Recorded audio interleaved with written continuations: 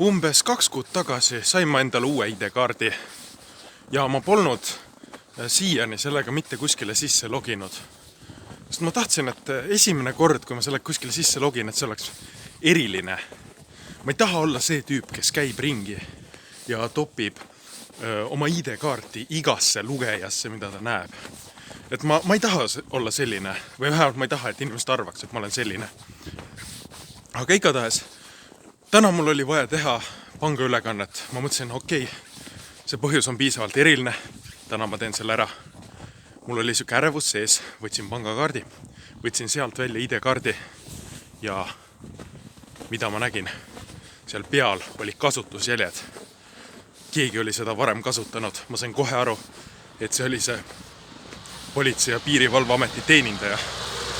Ja mul oli kohe oli mul sees selline tunne, et mul hakkas halb. Mul oli selline tunne, et ma hakkan kohe oksele. Siis läksin duši alla, kuuma duši alla, istusin seal pikka aega, küürisin enda ihult kõik selle vastikustunde maha. Ja ma ei teagi, kas ma tundsin vastikust sellepärast, et ma ei olnud esimene, kes seda kasutas, seda kaarti, või oli minus viha, et seda oli tehtud ilma minult luba küsimata. Ja siis nüüd ma siin kõnningi linna peal ringi, mõlgutan mõtted, ostsin Krossi poest moosipalle, sõin nad ära ja ma ei teagi, kas ma üldse tahan seda ID-kaarti enam endale.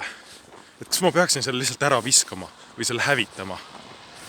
Ja kui minna veidi radikaalsemaks veel, siis kas ma üldse tahan enam elada sellises riigis, mis lubab sellistel asjadel juhtuda ning kus seda peetakse normaalsuseks.